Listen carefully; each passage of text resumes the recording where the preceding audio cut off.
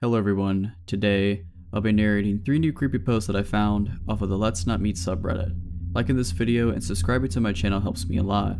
After you've heard these stories, let me know what you think of them in the comments below. But without further ado, let's dive straight into their experiences. These are their stories.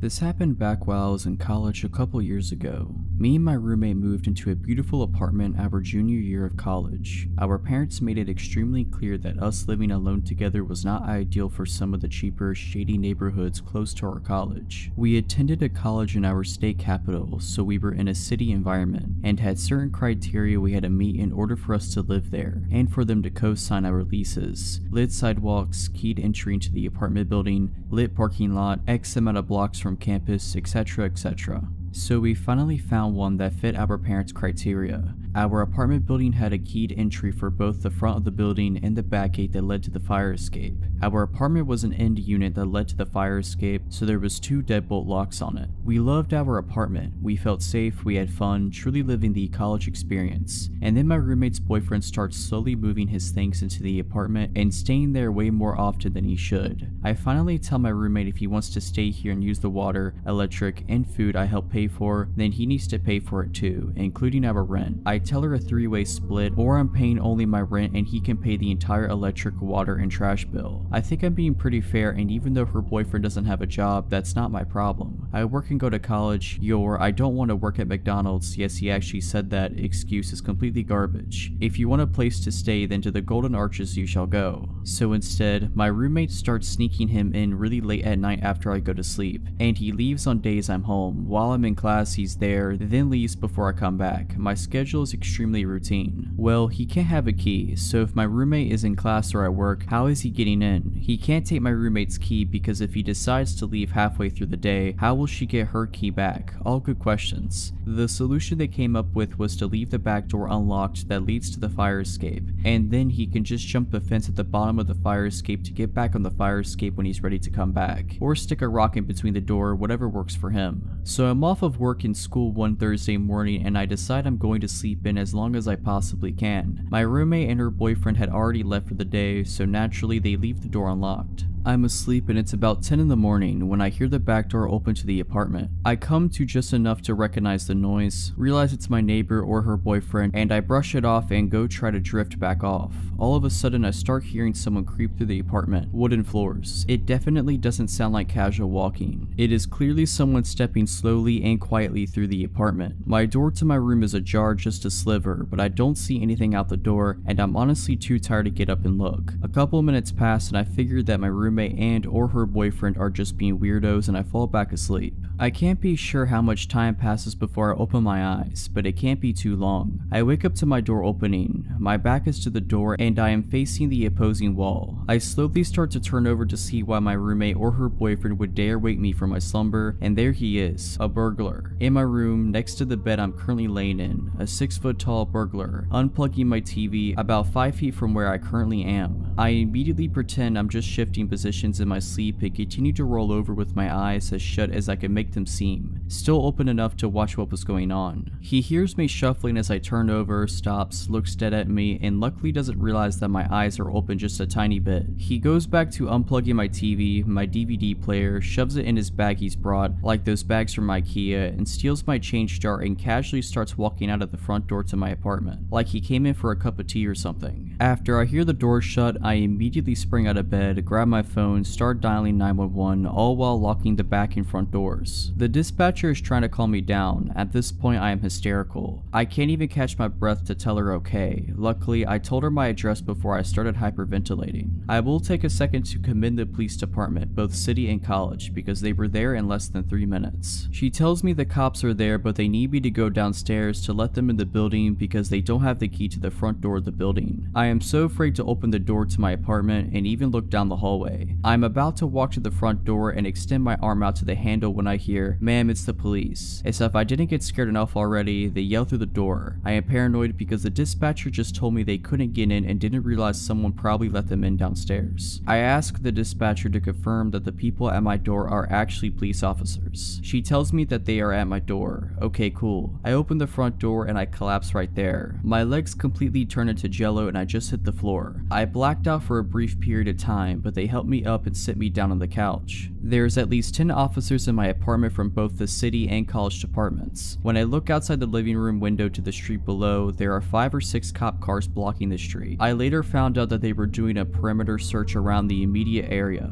I'm being bombarded questions now. I have to try to find out what's missing besides the stuff from my room. I'm crying, I'm shaking. This is not at all how I saw my day off going. I tell them my roommate left the back door open for her boyfriend, they inspect the back door and blah blah. The next thing I know, my roommate and her boyfriend walk in and they both have the most dumbfounded looks on both of their faces. At this point now, there is a detective talking to me and I'm giving my statement, giving a description of the burglar, the stuff missing, looking at mugshots, etc. I immediately stop talking to the detective, look up at the both of them and blurt out, "Someone robbed us while I was asleep. He came into my room." 2 officers take her and her boyfriend aside and talk to them while I'm finishing up with the detective. I call my then boyfriend and he comes over to help me pack my stuff to stay over his house for a couple of days, which turned into staying until my lease at my place ended, around 4 months. After failing to recognize any suspects in a lineup, the cops slowly start leaving. After they all leave, I call my parents to tell them what had happened, gather my things, and head over to my boyfriend's house. My roommate and her boyfriend never once apologized, not for leaving the door unlocked, but just a general "I'm sorry this happened to you" type of apology. They never asked me if I was okay, if I wanted to talk, nothing. The day my lease ended was the best day of that entire year. I couldn't wait to get away from my roommate, her boyfriend, and that apartment. They never found the guy who robbed me that day.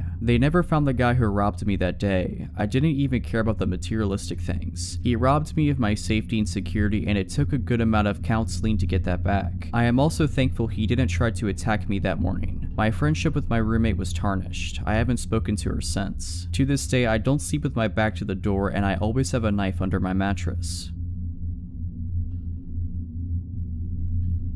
This happened to me 2 to 3 years ago. I was around 23 at the time. I am a female and I live in Romania. One night I was coming home from class, masters. Classes start after 6 p.m. and end at 10 p.m. At around 11 p.m. I had to take the subway for about 12 stops. The destination I have to get off at was the end of the line for the subway. At the time, there wouldn't be many people in the subway. All I need is my headset and my music and I am good to go. Said and done, I plug in my music. I pick the furthest chair in the subway, away from the only 2 people that were taking the subway with me at the time. So far so good, until I see, with the corner of my eye, a silhouette approaching me and sitting right next to me. It was a man, fairly built, dark hair, wearing glasses, a black shirt with a black hoodie, and a sickening smile. He doesn't engage in talking with me, but would just stare at my phone as I would browse through my music. I can hear him breathe heavily, not like painfully, but still like he was feeling something very strong. I feel uneasy, so I decide to change my seat and go even further behind, trying to avoid him. I pick a new chair, sit down, plug my headset again, and proceed with the remaining 6 to 12 stops on my way home. I see the silhouette growing bigger and bigger and a breeze running on my skin as I realize the guy is again sitting right next to me. Glancing in midair, dead eyes, a big smile, staring right into my phone. I panic. There are still 4 stops to go. I have nowhere to hide. I look after the other person in the subway trying to sit next to her, thinking that strength comes on numbers. She is no longer there. I start shaking a bit, but not allowing the creeper to notice me being vulnerable. I stand up, go to the door, and just decide to stand until my stop comes. This way he won't sit next to me, right? Wrong. He comes straight after me and sits on the chair right near the door because he couldn't see my phone, on which he was so focused so far from that angle. He fixates me right in my soul with his eyes and says, "Hi gorgeous, why are you avoiding me?" I am freaking out as I look at my phone trying to call my boyfriend or message him, and he stops me by saying, "I know no one will help you. You would have sent an SOS message by now. I know you didn't." That moment I realize I am cornered. He has been focusing on my phone to see who I was talking to, trying to figure out if I panicked, trying to see if I would ask someone for help. He cornered me bad. I had the luck to reach my stop as I would delay any reaction or ignore him so that he would repeat whatever he wanted to say. I drop off and run for the exit, not looking back.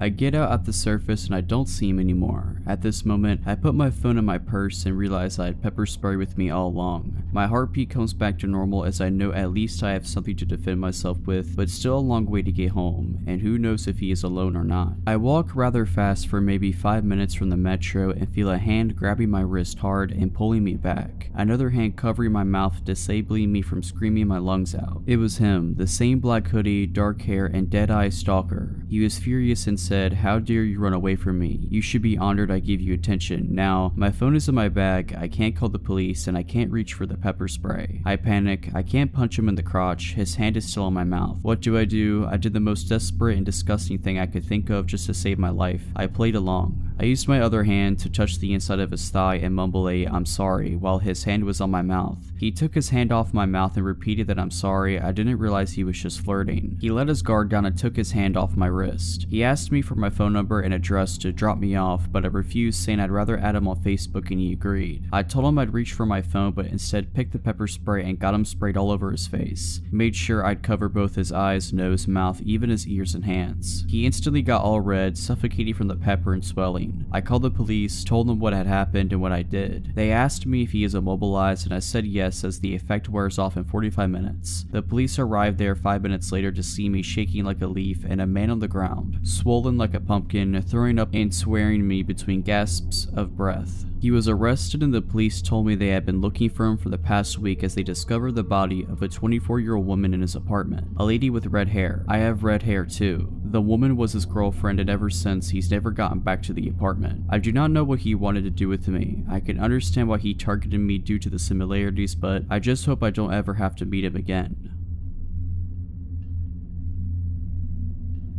I used to live in a townhouse duplex by myself with my dog and 2 cats near a train station. There were often commuters who parked outside my place and passed by through the day and night. Occasionally, I had cigarettes or stuff stolen from my front veranda, but none of this scared me like the night I was watched. My dog lives indoors, and I would take him out for a last pee before bed. My backyard light was broken and was up too high to change the bulb, so I always took him out the front. That night, it was around 11 p.m. and I took him out the front. It was a hot summer night and I was mindlessly standing on the footpath when I saw movement across the road from me. Out of nowhere, a man had appeared and was walking diagonally across the street away from me. I thought it was odd because I hadn't seen him come from the other direction. I continued to think about it. Where he came from was from outside of a house that was being renovated. I knew the owners weren't living there and thought maybe he was trying to steal some stuff. So I kept looking down the road to where he had gone. He had turned the corner down the next street. I kept watching, and then I suddenly see his head pop around the corner to see if I'm still outside. This gave me the absolute creeps, so I grab my dog and go inside. I turn off all my lights and go upstairs to my bedroom, which is at the front of the townhouse and faces the street. I thought I would keep watch of my neighbor's house and call the police if he came back. I peer through my blinds, which cover sliding doors coming off a small balcony, and like clockwork, I see a dark figure walk down from the corner and down my street. He's moving towards the house across the road, and then I suddenly lose sight of him. A tree in front of my townhouse obscures my view for a moment, and then he is there. He's not just there, he has stopped at the top of my driveway, just standing there. I kid you not, his arms were out by his sides and legs apart in an unnatural stance, like he was preparing for something, like he wanted to come kill me. My heart is racing so hard I can barely hear, and I'm standing there slack-jawed looking at this would-be assailant when one of my cats comes to see what's happening. My cat slides his body between the blinds and window, further opening it, and I see this person, this man looking up towards me. I'm thinking surely he sees me. If he does, this doesn't stop him. He starts walking down my driveway undeterred and fixated. I lose sight of him under the balcony and awning. By this time, my eyes are watering in fear and tears are streaming down my face. I don't know what to do. I go sit in my bed. I pick up my mobile and dial my dad, who lives in a suburb away. He answers. I whispered to him what was happening and he said he will be there as soon as he can. I lie down on my bed and lie as still as I can, tears rolling down my cheeks, pure fear, not knowing what this man was doing downstairs and if he could get in. What if I hadn't locked the doors? And then it dawned on me, why am I lying here in the dark crying? Turn a light on. So I did. What seemed like a lifetime but was probably just a couple minutes later, my dad arrived. He had an umbrella with him. I live in Australia, so no guns, but he could have at least brought a knife. I stayed on the phone with my dad while he searched outside for the man. The man was gone. Maybe me turning on the light scared him off. I called the police, who said I should have called sooner. Of course I should have, I don't know why I didn't. They came out with a sniffer dog and didn't find him either. I don't know what he wanted, but for a good year after that I was scared living there. Luckily that feeling faded away after a while. Alright, so that's it. Hope you enjoyed this video. If you did, consider liking this video and subscribing to my channel. Let me know what you thought of these stories in the comments below, but as always, Have a nice day.